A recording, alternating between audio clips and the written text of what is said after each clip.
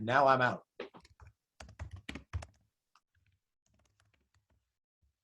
Great. Okay, well, we've got 34 participants and it's noon. I think we might want to just wait a minute to see who else is joining. But I will say that here we are. We are lucky to have Professor Seth Bordenstein joining us from Vanderbilt University in Nashville, Tennessee. And I will wait a minute to do my official introduction. Oh my goodness, I know there's people here from all over the world, and I've just now noticed that Michela Gambino is joining us from Copenhagen. That's so cool. Hi. And I can see many colleagues, even undergraduate students from my general micro class. Oh, Cynthia and Sarai from Jen Martini's lab are here. So it's a really nice audience. Tyler from Kiel, Germany, the Symbiosis Center there. Jason Shapiro from Chicago, and tons of colleagues from around UCI who care about viruses. So what a great audience. Thank you for joining. So on the audience note, we would like to ask that everyone keeps their, oh, my PhD advisor from Chicago, Phoebe Rice, is joining us from Chicago. How cool. Thank you for joining, Phoebe. Hello, I'm glad I found out about this.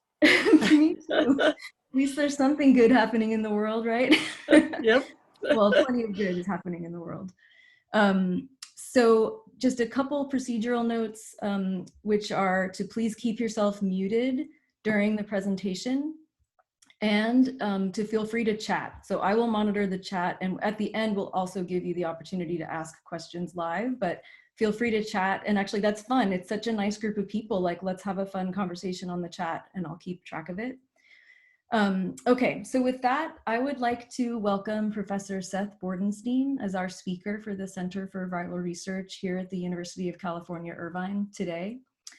And anyway, it is an enormous honor and a welcome distraction to have the pleasure of introducing Professor Seth Bordenstein. He has been thoughtfully engaged in the field of endosymbiosis for more than 20 years. He got his bachelor's in biology in ecology and evolution from the University of Rochester, followed by a master's degree and a PhD. And his first publication focused on the effects of Wolbachia and interspecies cytoplasmic incompatibility was in 1998. So talk about persistence. He's really been contributing to this field for a long time. And that was just shortly after he received his undergraduate degree. And he's a big proponent of undergraduate research. I think he has more than 15 publications with undergraduate researchers. He proceeded to a postdoc at the Marine Biological Lab in Woods Hole, where he first became a PI. And then he moved to Vanderbilt as an assistant professor in 2008. Now he's full professor, Centennial Endowed Chair, and director of the Vanderbilt Microbiome Initiative there. And he has now published more than 100 papers, and as I mentioned, at least 15 of them are with undergrads. And I've had the chance to meet his lab in Vanderbilt and talk to the undergrads who really are engaged in the science. And his papers often have a real sense of how they're going to impact society. He's really thinking about the big picture. Seth has been an important colleague to me in several different stages of my career. I remember loving his lab's website as a postdoc and seeing him as an ambassador to our field of the microbiome and the ideas of phylosymbiosis. He's just an incredibly positive force in our field. And as a fellow microbiome center director, we've swapped notes on how to help campuses get their microbiome research done. And he's been a really important influence on me that way. I had the opportunity to visit Vanderbilt pre-COVID, obviously, maybe the year before last. And I was just received really warmly there. I had a lot of memorable conversations with colleagues there. I got to have Nashville hot chicken, of course. And I even got to join a lab meeting. He sent me home with boxes of moon pies from Nashville that my lab loved. And I wish we could reciprocate with an actual visit and share the beaches of Southern California with you. So I hope that happens soon. And we are really looking forward to your talk. So thank you for joining us. Thank you, Katrina. That was a wonderful introduction. It is good to see you. You're one of my favorite people in the world, and it's good to see everybody else. And I think there are moon pies for everybody after this talk. So let's go ahead and get started. It's a good pleasure to be here and to talk with a diverse group of folks thinking about viruses, ecology, evolution, microbes. So feel free to think about what I have to share and ask questions. The title of the talk is An Endosymbiotic Pandemic Spurred by Phage Genes That Selfishly Hijack Reproduction. Now, before COVID, I used to ask, what do people think of when they think of a pandemic? And COVID was not on the list, but it, of course, now is. It is a raging pandemic. Most often, we refer to the 1918-1919 flu pandemic, which infected about 500 million people, at least that's the estimates. And currently, we have about 47 million plus cases of coronavirus, COVID, and that is increasing daily. This is a pandemic that infects one species, as far as we know, or we're considering it as a pandemic. And I'd like to talk to you about another pandemic in another world of the animal kingdom, and shine a little light on what we know about that and why it was so successful and how we can use it. And that pandemic is known as Wolbachia. And Wolbachia is a genus of alpha proteobacteria. 1918 flu pandemic, and then 6 years later, the discovery of Wolbachia by Dr. Wolbach, Simon Wolbach, who was at Harvard University, and his graduate student, Marshall Hertig. And they didn't know it was a pandemic at the time. They were cracking open lots of arthropods and mosquitoes and ripping open their abdomens and doing transmission electron microscopy and started to see these rod-shaped bacteria. And they had this prediction in their article in 1924 that these bacteria were found in a few different insect species. They may be common. Little did they know that Wolbach himself, right here, would be named after the bacteria, and that about 20 years ago, we started to see PCR surveys show that Wolbachia occurs in an estimated 40% of all arthropod species. Now, arthropods represent 85% of all animal species. So we're talking about millions and millions of arthropod species, animal species, infected and carrying this Wolbachia bacteria. And within a species, the infection frequency may be low or it may be quite high. But just thinking about a global diversity pandemic, Wolbachia is truly a great pandemic in that view. So this is a video of an organism that we study in our lab. It's a Nasonia parasitoid wasp. This individual is a male and he's grooming himself, and he will be courting and mating with a female as the video goes on. Now, if we were to rip open the abdomens of these Nasonia, much like Hertig and Wolbach did, we would also find Wolbachia, this sort of uninteresting, granular looking bacteria. It can be rod-shaped. Sometimes it doesn't look as much of a rod as it does a circle or a sphere. And you'll notice there are multiple membranes around this endosymbiotic bacteria. That's because it lives in the cells inside the reproductive tissues of their hosts, and they encapsulate with multiple membranes around them. Now, we can visualize these bacteria by microscopy. These are fluorescently labeled Wolbachia in red in the testes, where Wolbachia infect primarily, as well as in the ovaries. So it's a reproductive bacteria. And here the Wolbachia are stained in orange. Wolbachia are principally germline microbes, germline germs. Now, they can occur quite commonly in somatic cells and tissues, but they concentrate in the reproductive tissues. And there we go, there's a mating and a fertilization of these wasps, and then a little more courtship, and they will go off and find other mates or lay their eggs. So these Nasonia wasps are not what I'll talk about today, but they're one of the standard organisms we do study Wolbachia with. As I mentioned, Wolbachia are in the reproductive tissues, and this is an embryo of the wasp. And in green are the Wolbachia bacteria, this sort of cocktail that's been transmitted in the mother's ovaries to the developing oocytes. So it's transovarial transmission of this endosymbiont. And then in blue are the mitotically dividing host DNA, host chromosomes of the wasp. Now, Wolbachia has become popular in the last decade or two for two main reasons, although there are many. One is which is you may have heard of it as one of the best tools to date of controlling arthropod vectors of disease, such as mosquitoes or other pests.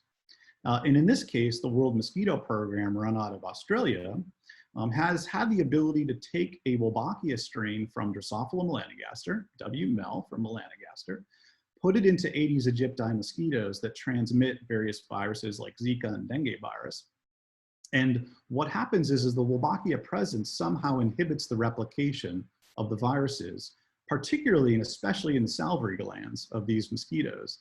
And the benefit of this sort of immunization, if you will, is that when a mosquito bites and it has Wolbachia, it has very little virus. If the mosquito has no Wolbachia but has the virus, of course the virus transmits. So this is a wonderful tool to conceivably transform populations that in gray here lack Wolbachia but transmit the disease. And then over time, if you spread these Wolbachia infected mosquitoes and they start to spread themselves, ultimately you can do a population replacement where the mosquito species or these Aedes aegypti mosquitoes no longer transmit the virus to humans. This sounds like science fiction. I used to go to conferences 25 years ago and would hear people talk about this idea, but I'm pleased to say today that many of the efforts talked about are now in implementation in pilot studies around the world. This is another case of the World Mosquito Program now releasing these Wolbachia infected mosquitoes in 12 or more countries. They started off in Australia in the northeastern Queensland area right here. And tracking over the last decade or two has shown that in black, there are these tick marks of locally acquired dengue cases. And you can see they decline right about here. And there's very little ticking going on. There's very little dengue cases. At the same time, these Wolbachia infected mosquitoes in green were released and increasing in frequency. And so it looks like that there is a marked success in releasing the mosquitoes into the wild and then reducing the dengue transmission. And this should also affect Zika transmission and chikungunya virus transmission as well. So these types of studies are now ongoing around the world. Another reason that Wolbachia is extremely interesting to the basic biologist is that they mess with reproduction. They cause various sexual shenanigans that modify insect gametes or arthropod gametes or embryos themselves. And in some ways, these reproductive modifications induced by the Wolbachia symbionts can prevent species from interbreeding. And so when I was a graduate student a long, long time ago, that's exactly what I was studying. I took 2 species of these Nasonia wasps. They had different Wolbachia, and because they modify their gametes in different ways, we couldn't interbreed these Wolbachia infected wasps. But if you antibiotically cure the wasps, they can interbreed once again, and ultimately, they are no longer a good species, if you will, once cured of their Wolbachia infections. So it's an excellent case of symbiosis and speciation. Many other tangential or good cases listed on the right here.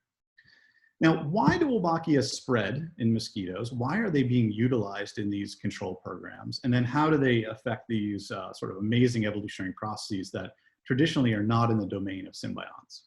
And one of Wolbachia's greatest weapons by which it contributes to these processes is known as cytoplasmic incompatibility. That's a mouthful. So cytoplasmic because the Wolbachia live in the cytoplasm of their host cells, and incompatibility for the reasons I'm going to describe in this Punnett square. And this is really important, so please follow along and make sure it's understandable. If not, ask a question. Essentially, an infected male colored in crossed to an uninfected female produces inviable dead offspring. But an infected male crossed to an infected female produces infected offspring because mom transmits the bacteria maternally from mother to offspring via that transovirial transmission. The self crosses are compatible here and here, and then this cross of an uninfected male to an infected female is compatible as well. But what I want you to notice is what the incompatibility does between the infected male and the uninfected female is it reduces the relative fitness of these uninfected females. They produce less offspring than the infected females, who produce essentially twice as many offspring in this graph. So the benefit of this selfish phenotype, because Wolbachia are modifying the reproduction, is they gain a transmission advantage being maternally inherited to the next generation. It is truly the epitome of a selfish adaptation induced by this intracellular endosymbiont. How do these embryos die in this particular CI cross, which I'll use for short, CI? In a normal first mitosis of a fertilized egg that is compatible, maternal and paternal chromatin properly divide. But in a fertilized embryo experiencing CI, you can see something different happening here. In the middle is a paternal chromatin bridge. This is paternal DNA being shredded during the first mitotic division.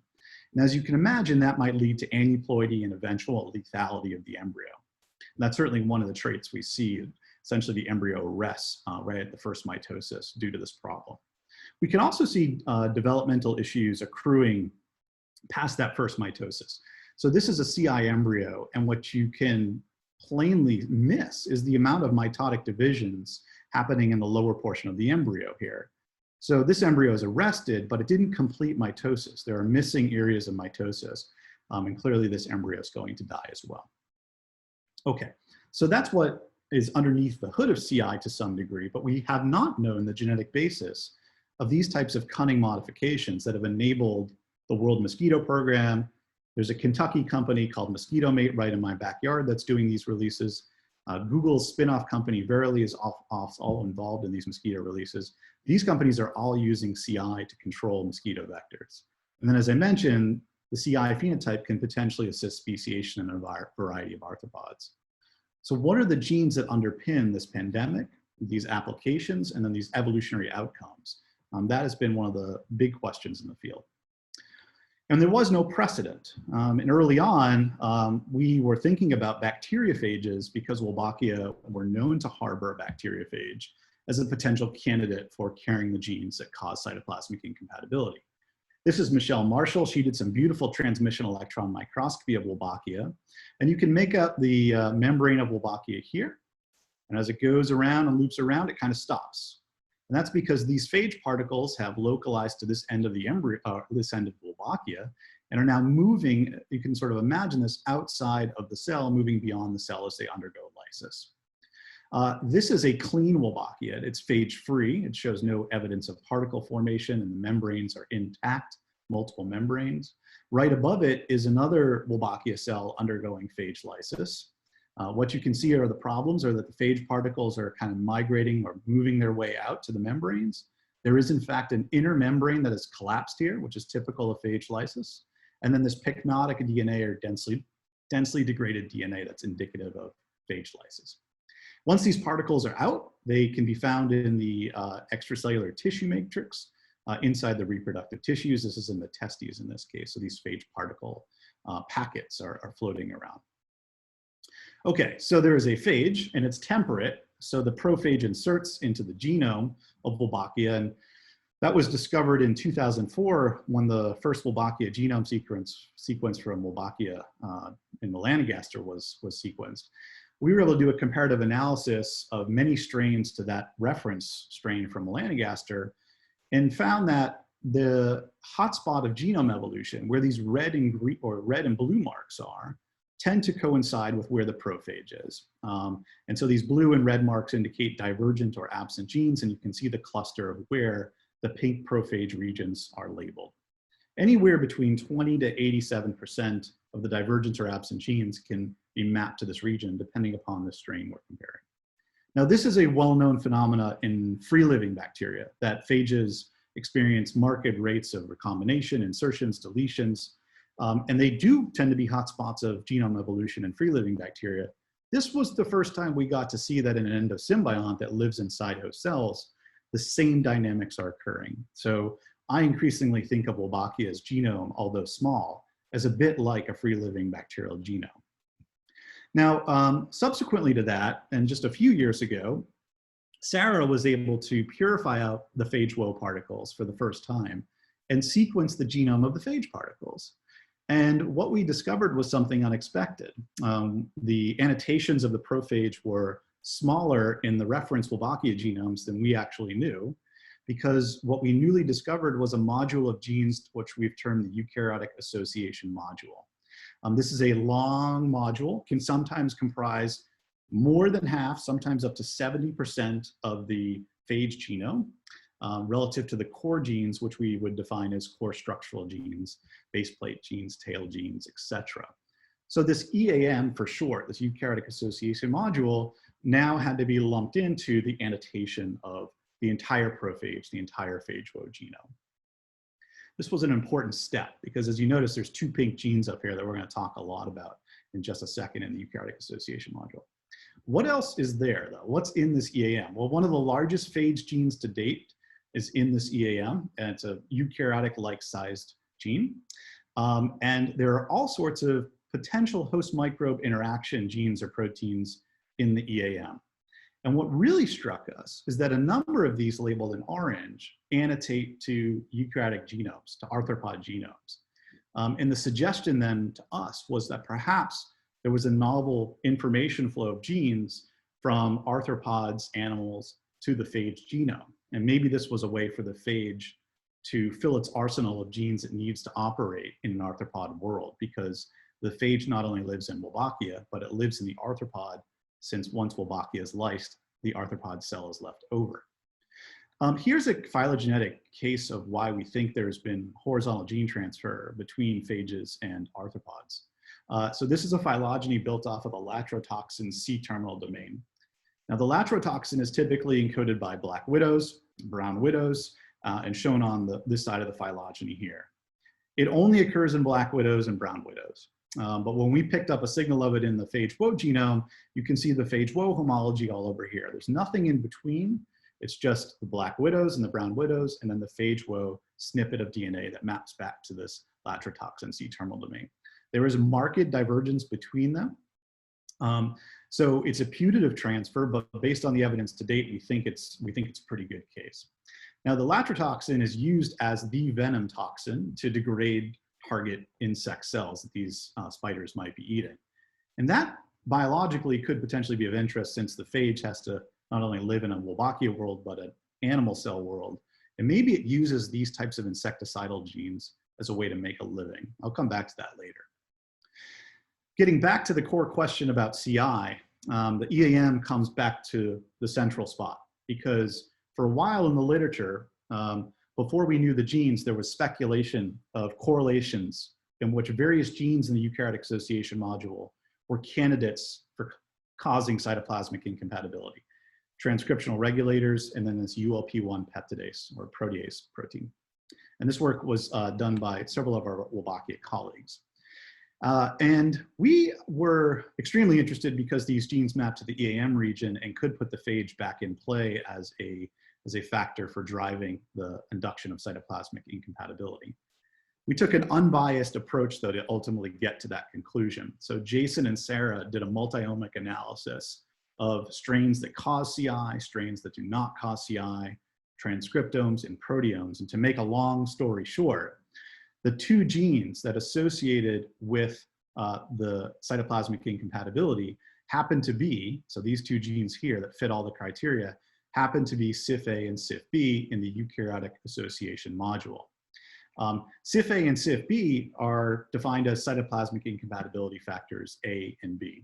These are adjacent genes, and they're strictly associated with the phage WO genome or relics of the phage WO genome. To this point, we don't know if they're causal. We just have a genomic multi-omic association of these two genes that make proteins. We built a phylogenetic tree of CYFA and CYFB based on their protein sequences, and they were a mirror image of each other. So there are a couple main groups of the phage WO CYFA variants and CYFB variants, and taxa for taxa, there's complete correspondence between the CYFA gene and the CYFB gene. So this might suggest that these mirror images of each other would imply that they function together, they work together, and these are also adjacent genes. The annotations are listed below. So in CYFA, there's a catalase rel domain, predicted at least, and it's an antioxidant predicted domain, a domain of unknown function, and then an STE transcriptional regulator gene. All of these are predicted, none have been validated. On CYFB, a much bigger protein, we have two nuclease domains that are in the PDD-EXK family. So here and here, nuclease domains are of interest because they nick DNA, and as we were looking at some of those chromatin errors, perhaps the nuclease domains are involved in that. And then there's this protease domain, this ULP1 domain. And functional validation now has confirmed that mutations throughout both of these proteins and in several of these domains all contribute to either CI or rescue, and I'll talk about that in a minute. How do we do this work? How are we going to evaluate these two candidate genes that popped out? Now, Wolbachia is not genetically editable.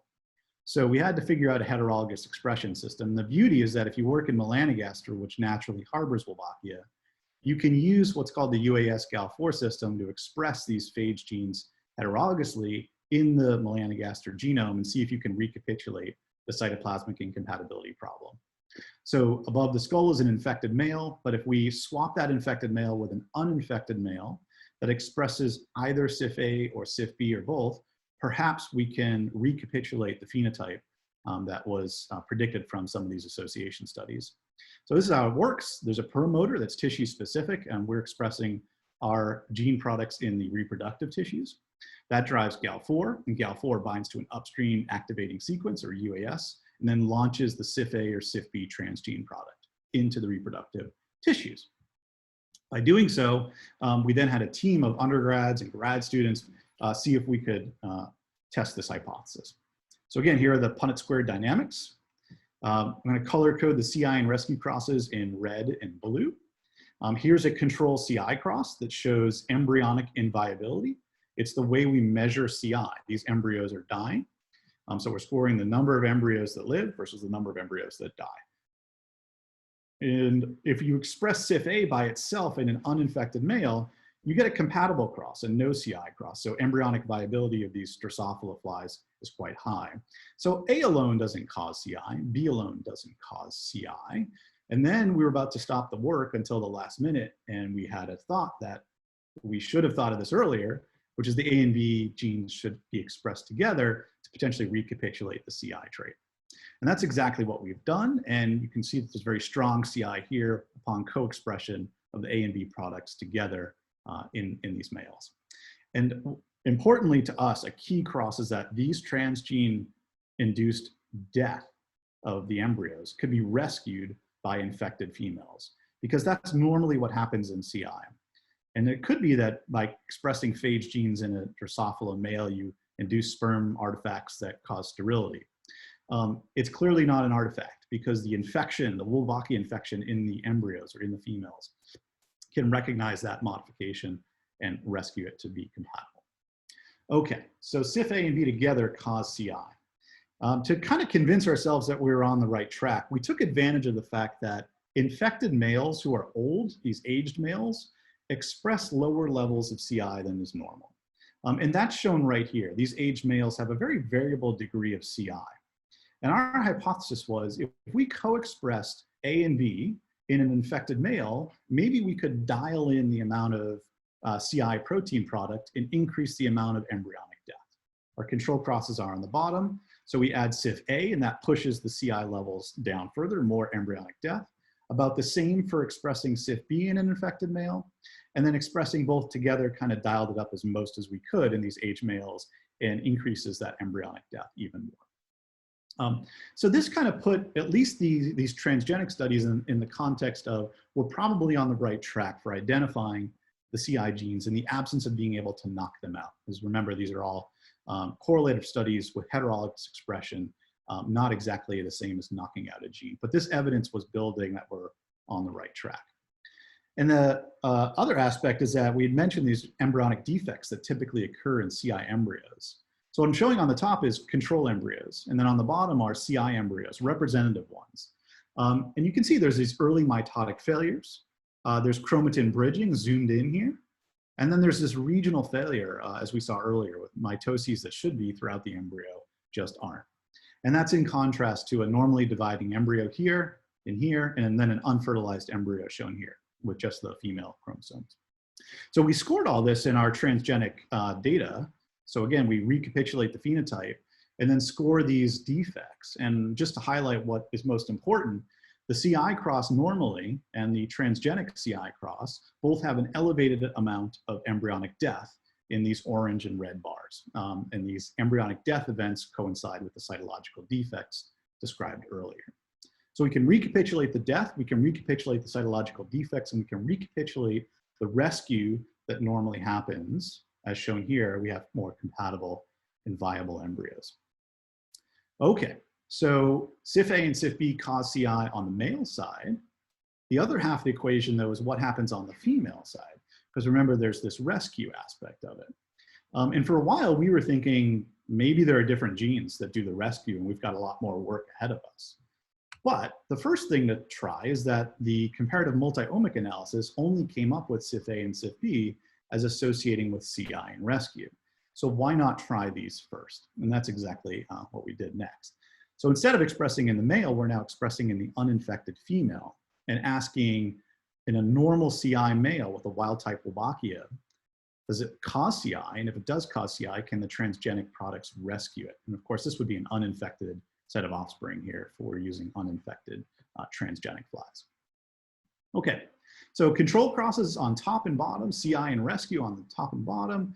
Express CIF-B, it's still CI, no rescue. Express CIF-A, no rescue. And express both together, no rescue. This was a failed experiment. And right about here is a good lesson for trainees that we were about to give up, except we all kind of noticed this uptick here. This CIF-A transgenic female had slightly more rescue, slightly more embryonic viability than the CIF-Bs or the CIF-A-Bs. So this made us think a little harder about how to assess this more carefully. We did not give up, especially since the multiomics said, just look at these genes. And in fact, what we knew already was that CIF-A expression is much higher than CIF-B expression naturally in the prophage state of the Wolbachia. And we've based that on qPCR data from our lab, as well as transcriptome data that was analyzed by Amelia Lindsay and Irene Newton, our colleagues. So CIF-A has a lot more expression than CIF-B. This made us think maybe we just need to express CIF-A a bit more in the transgenic system. So NOS is one promoter, and MTD has 3 promoters, all driving in the reproductive tissues. So the prediction then is if you drive with more promoters in the same area, you get more product. And indeed, in our case, you get more rescue. So under NOS expression, the one promoter, not any rescue. Under multiple promoters driving in the reproductive tissues, you do get rescue. And we confirmed that we increased expression orders of magnitude higher when using the MTD transgene and promoter system. Okay, what about the cytological defects? So I just want you to focus on the scoring again. The reds are the lethal defects and the other 2 are just kind of normal or unfertilized. And then focus your eyes here. These are all the rescue crosses. Above it are the CI crosses. And the rescue crosses, whenever A is present here, or even in the dual case here, you can see a decrease in the amount of red lethal defects and an increase in the amount of what we think are normal developing healthy embryos. So the rescue gene for CIF-A, and CIF-A alone, you do not need B with it, and it doesn't hurt it either, can recapitulate the recovery of these cytological defects. Okay, so just to sum up where we are, we have a fly with a very tiny Wolbachia genome. In that tiny Wolbachia genome from Drosophila are a prophage, and you can have multiple prophage regions per genome with multiple CIF genes. The identification of the eukaryotic association module is a really interesting feature to us, and in that module are the 2 genes CIF-A and CIF-B with various predicted or validated domains. And ultimately, these genes contribute to what are these great success stories or biological stories of mosquito control and arthropod speciation. The final thing, to put the whole system together, by removing Wolbachia altogether, by removing the phage genome altogether, was to just do the experiment with the transgenes alone, on the male side and on the female side. And this is what led to Dylan and I's coining of the 2x1 genetic model of CI. That is, 2 genes cause CI, 1 gene rescues it. We should be able to engineer flies with only these genes. Up at top are the control CI crosses, and on the bottom are the rescue crosses. And right in the middle here, just focus your eyes on this cross because it gets a little complicated. This is the cross that's highlighted in the 2x1 model. The CIF-A, CIF-B expression in male and CIF-A rescue in female. And indeed, that's a compatible rescue cross.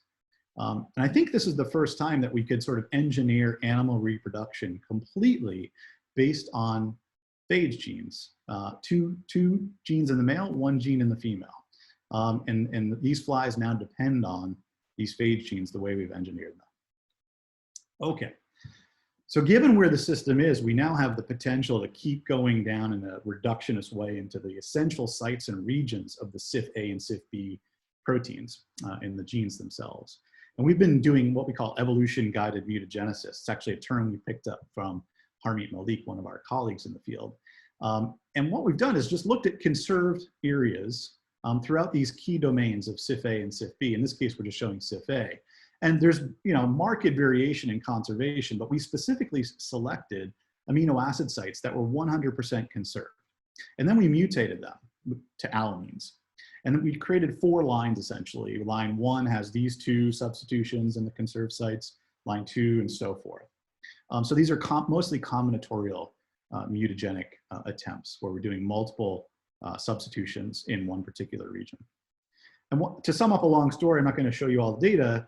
If we knock out these two sites, or we change these two sites, rescue is lost. Okay, so these sites specifically function on the rescue side of CI. And the other sites over here, I'm not showing an arrow on them. That's because they had no effect on rescue. We changed them, but there was no effect on rescue. And then on the CI side, you'll see that we also show that these same two sites that were involved in rescue, or regions, are also involved in CI. So there's a duality here. The protein, that 5' half of the protein, is functioning both in terms of CI and in rescue. And then there's a third region, which is new to CI, the CI side, in which we could ablate CI without ablating rescue. It appears to be a CI-specific region that maps to these various domains.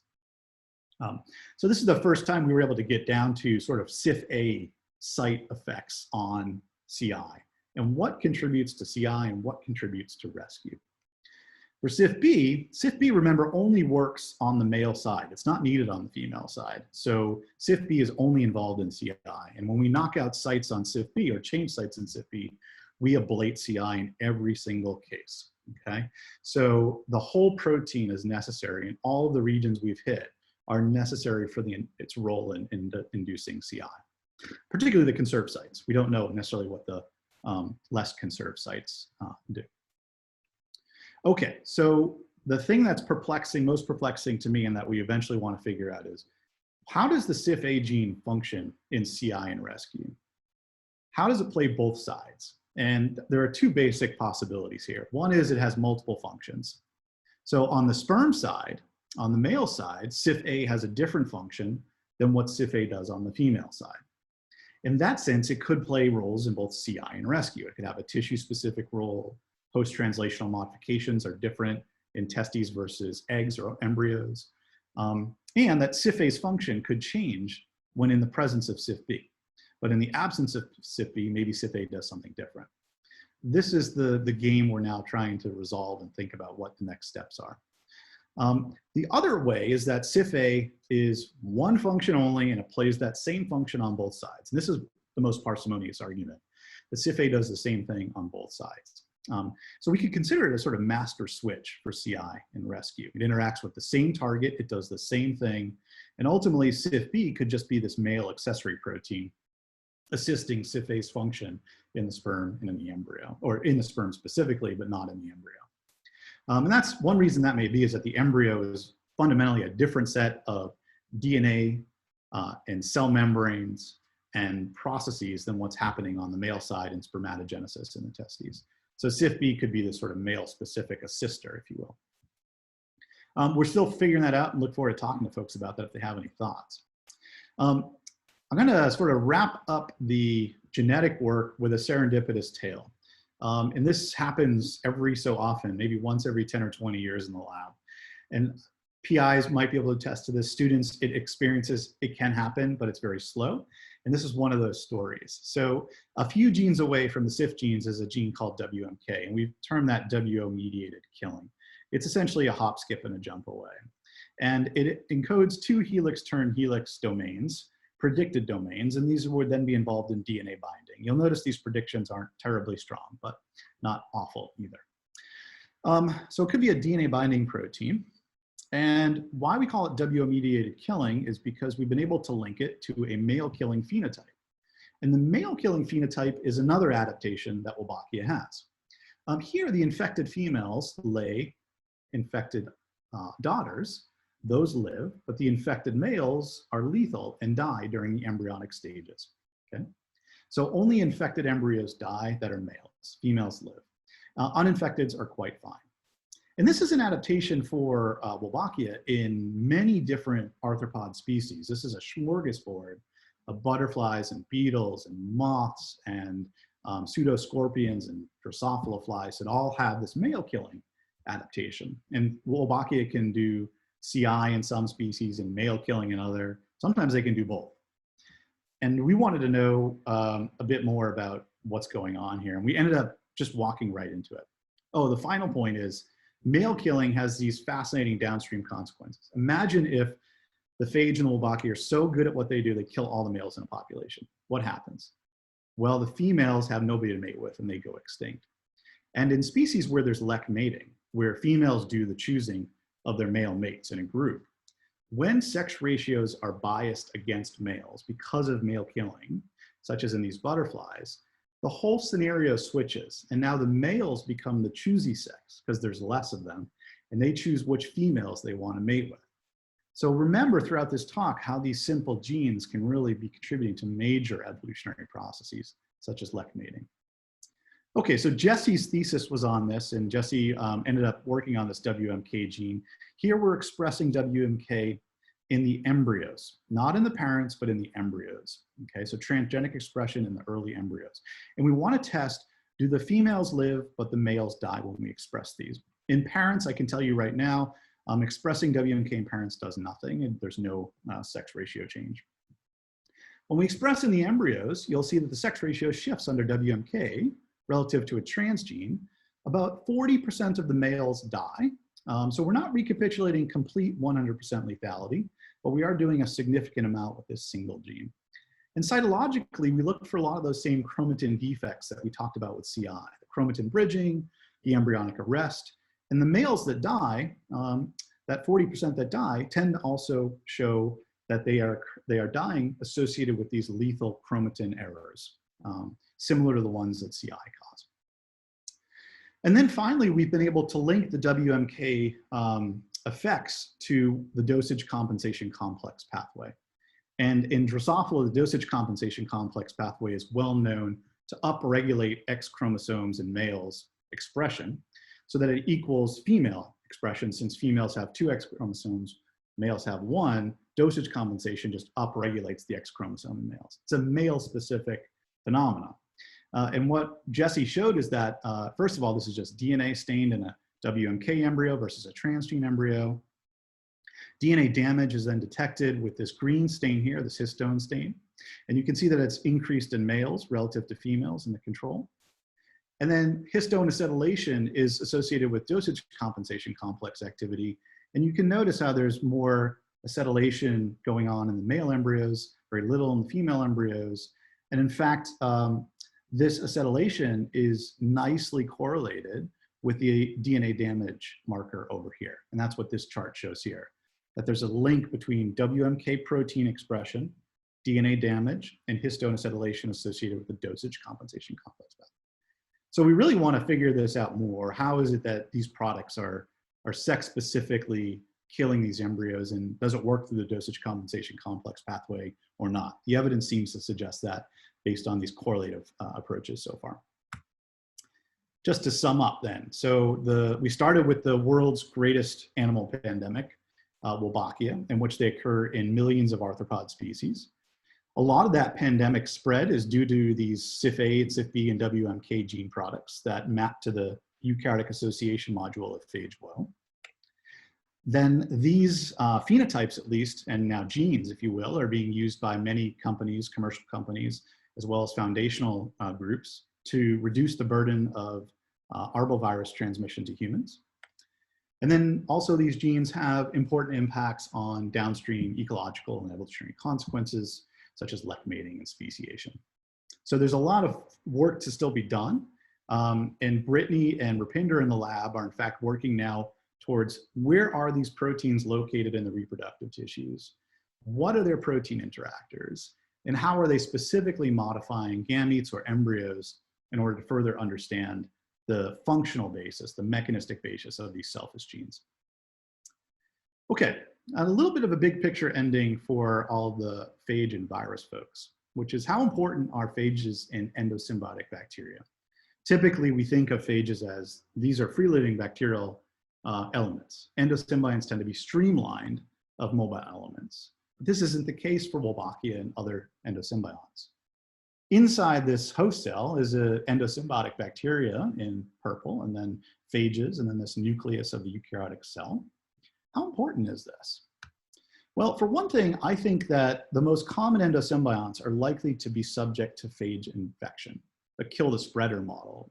Wolbachia are so widespread in so many animal species that foreign gene pools are just bound to encounter this Wolbachia element.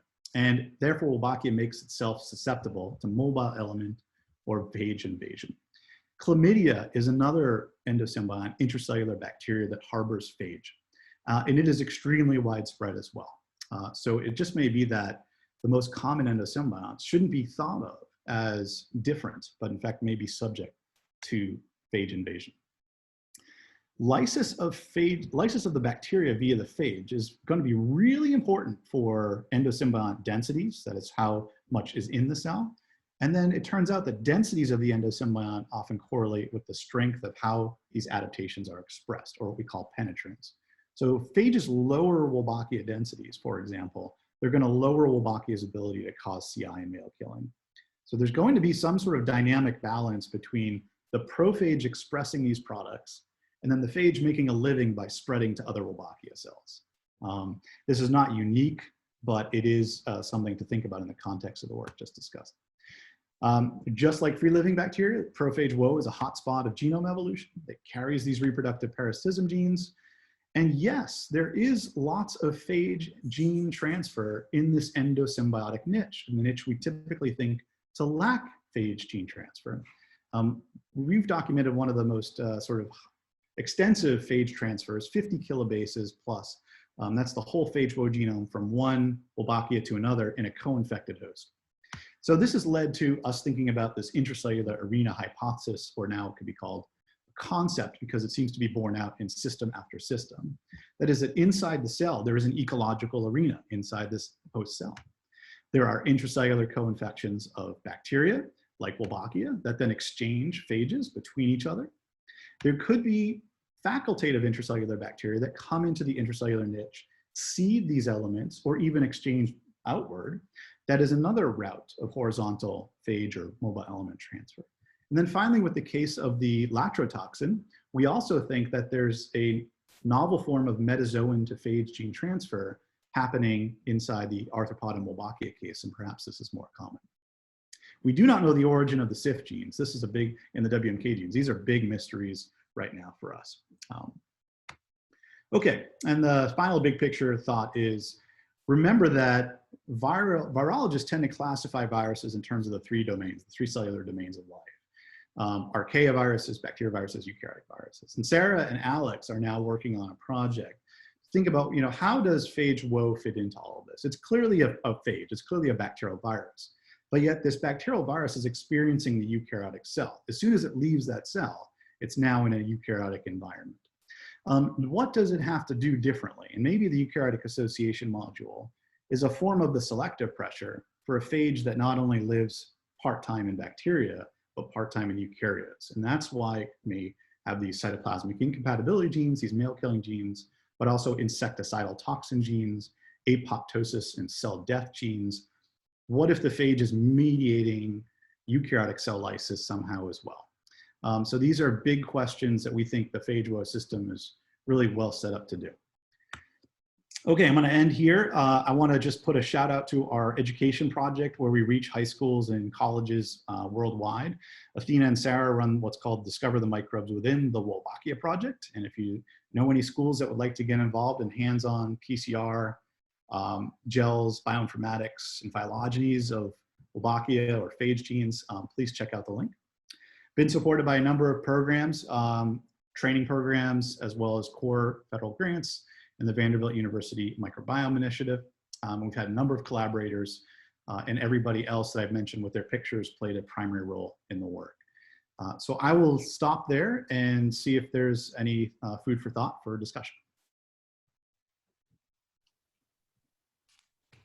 Thank you very much, Seth. That was really excellent. I really enjoyed that. My pleasure. Should I stop the share or should we? Actually, yeah, stop the share for a minute. That sounds nice. Then we can all see each other a little bit more, and we might call upon you to show us your data again. But let's see. That sounds really good. So let me call my chat window back up.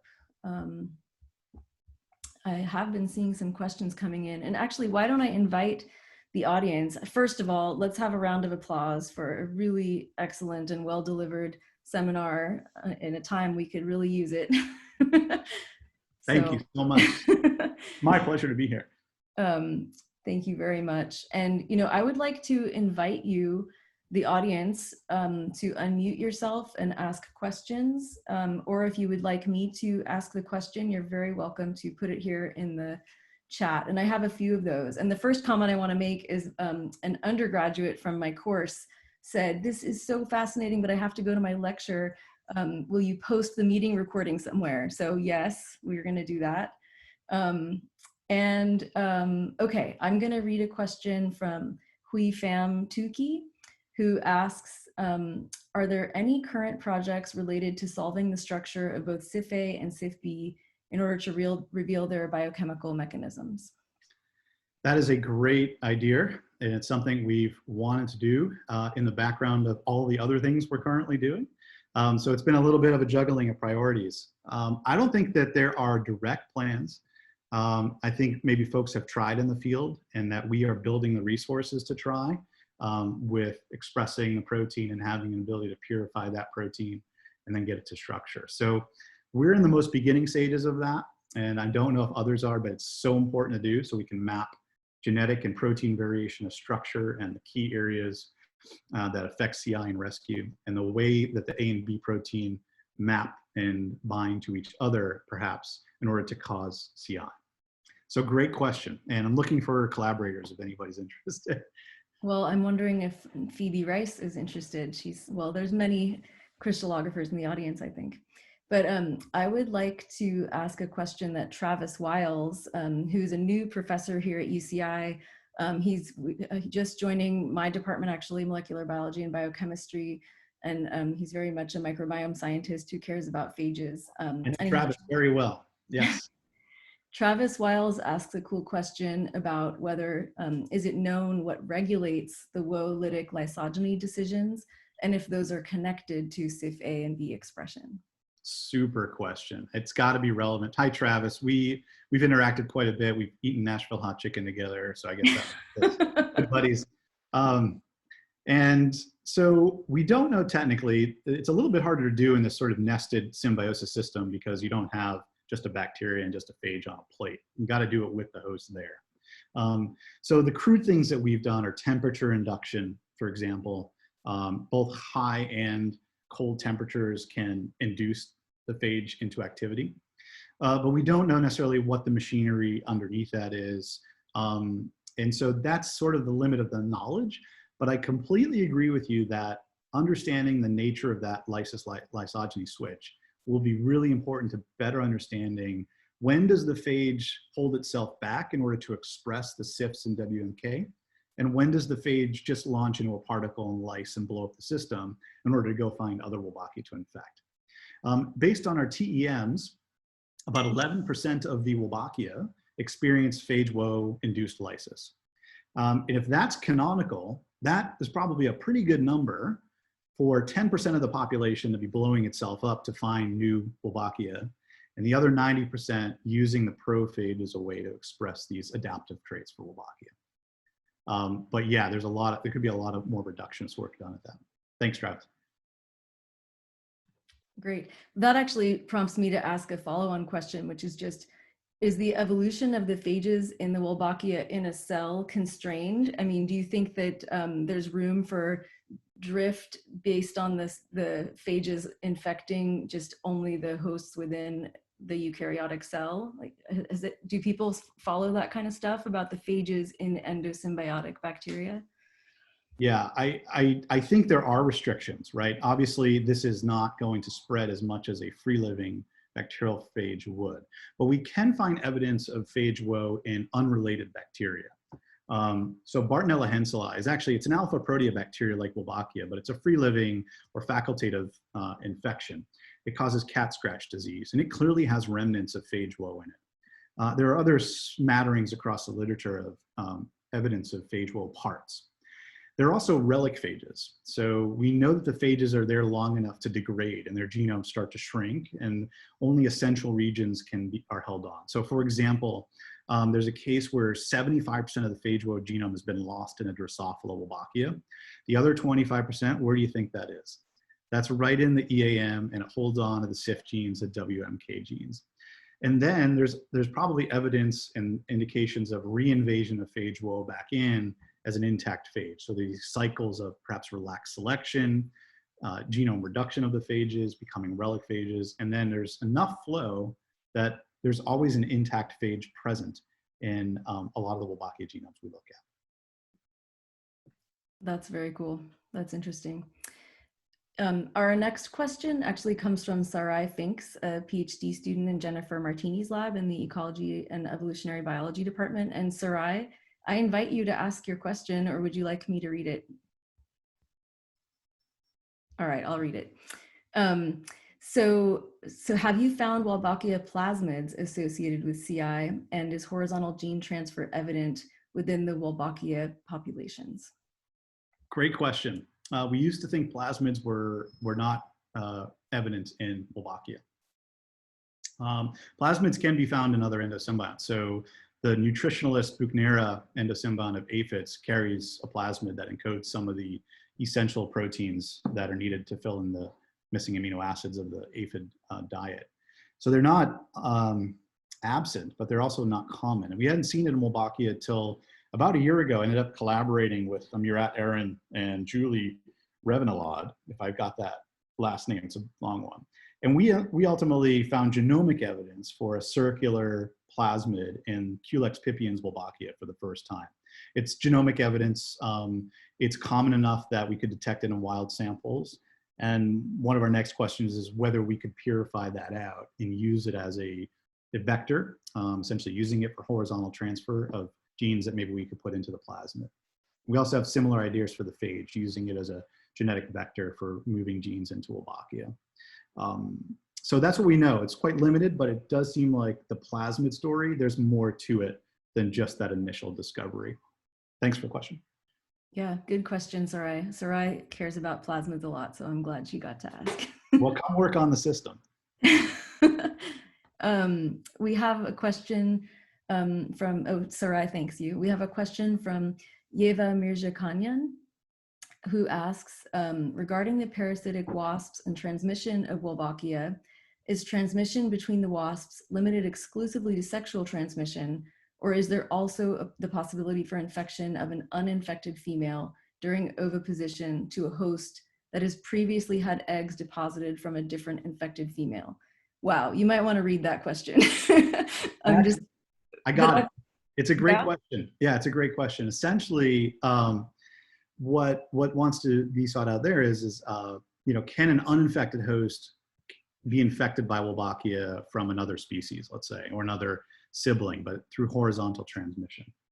And as the question outlines, there could be possibilities of, let's say, if you're a host and you have Wolbachia and you're parasitized by something that's uninfected, could feeding on an infected host, for example, lead to a transmission event of the Wolbachia to that uninfected prey or uninfected predator, and then that makes it to the reproductive tissues and then inherit it.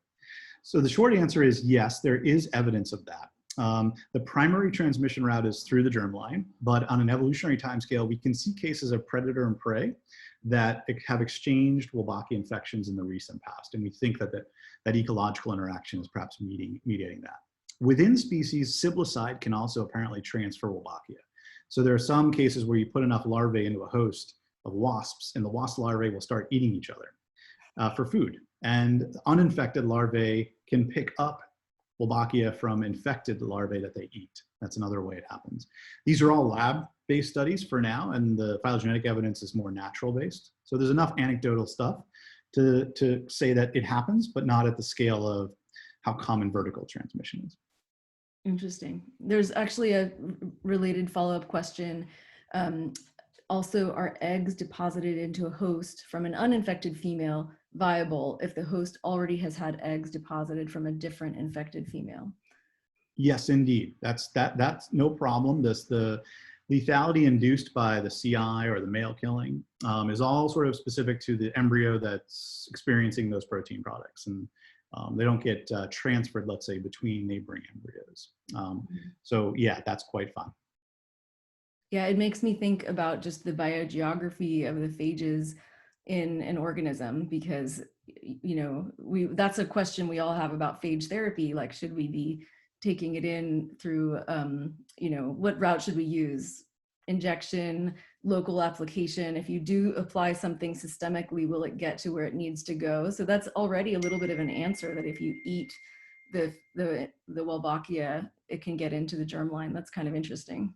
I think it's amazing. I agree. I don't know how it happens. I mean, the question is, how does an intracellular endosymbiont move like that between species or even within species in a way that it has to go through the GI tract, survive that, then make it to the reproductive tissues, then get inherited to the next generation?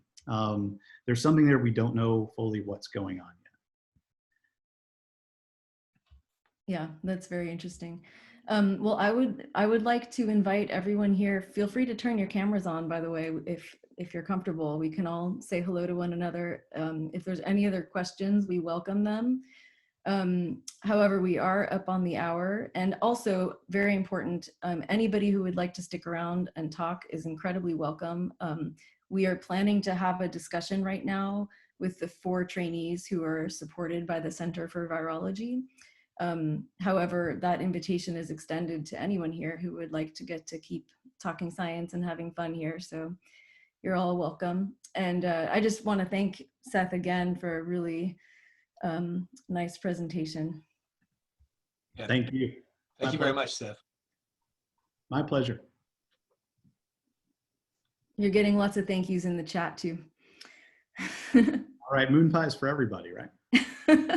I should have coordinated local delivery by Uber of moon pies. That would have been slick. Tough to deliver 70 moon pies. You can do it, but. You're right. For one of my students who defended, we delivered single serve champagne all around the neighborhood. Oh, that's nice. But yeah, I don't think moon pies go old. So, we have to mail them. It takes a while. Shouldn't be a problem. They last.